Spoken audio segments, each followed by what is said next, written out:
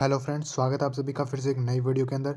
तो आप लोगों की डिमांड पर हम लोग जो आपका एग्ज़ाम है 21 जनवरी को सीटेट का, तो उसके अंदर जो आपकी हिंदी पेडागोगी आने वाली है, उसके जो 15 क्वेश्चन हैं हम लोग डिस्कस कर रहे हैं। मोस्ट इंपॉर्टेंट जो आपके पीवाईक्यूज़ हैं, आप लोगों की डिमांड पर हमारी प्रेरणा सीरीज़ का ये 5वां लेक्चर है। अगर आप लोगों ने पहले वाले लेक्चर्स नहीं देखे हैं, तो वो भी देख लेना क्योंकि वो भी मोस्ट इंपॉर्टेंट है। और वीडियो की शुरुआत करने से पहले आप सभी लोगों से विनती है कि अगर आप लोग नए हो तो चैनल को सब्सक्राइब कर लेना और वीडियो को भी लाइक कर देना, क्योंकि ऐसे ही न्यू लेक्चर्स आपको आगे आने वाले कुछ दिनों में मिलने वाले हैं, क्योंकि 21 जनवरी को तो आपका एग्ज़ाम ही है। तो चलिए दोस्तों, आज के इस लेक्चर की शुरुआत करते हैं और पहला क्वेश्चन पढ़ते हैं।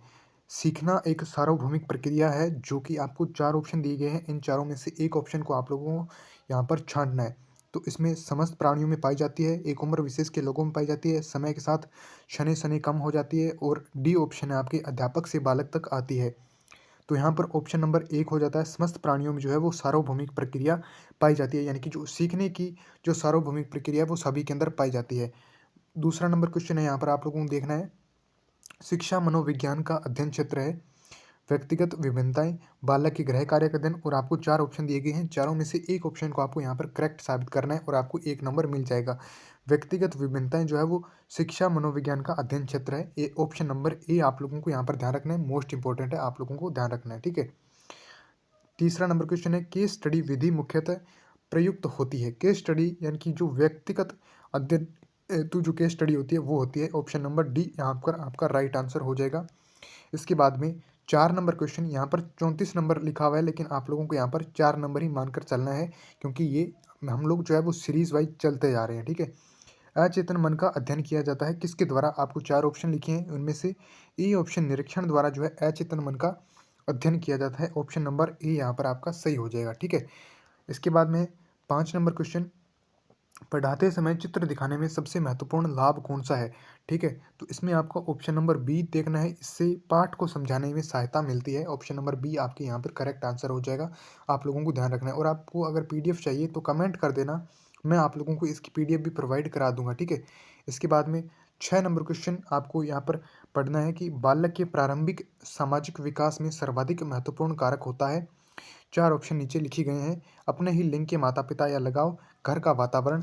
इसके बाद में जो 2 ऑप्शन है यहाँ पर, बालक की समूह मित्र मंडलीय प्रति अभिवृत्तियाँ, संवेगात्मक सुरक्षा की आंशिक योग्यता। यहाँ पर जो आपका ऑप्शन नंबर है, ऑप्शन नंबर ए आपका करेक्ट हो जाएगा, अपने ही लिंग के माता या पिता से लगाव, ठीक है।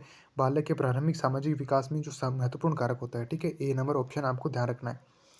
7 नंबर ऑप्शन क्वेश्चन देखिए, बालकों में यदि अंतर्वैयक्तिक संबंधों की पुनर्स्थापना करनी है तो शिक्षक को उनके जो चाहिए क्या है, वो चाहिए वो है क्या, ठीक है। आप लोगों को बताना है, तो यहाँ पर बी ऑप्शन आपके राइट आंसर हो जाएगा।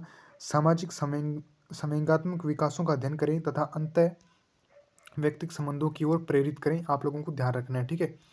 इसके बाद में 38 नंबर क्वेश्चन आप लोगों को ध्यान रखना है कि इनमें से कौन सा गुण आमतौर पर सृजनात्मक संबंधित है।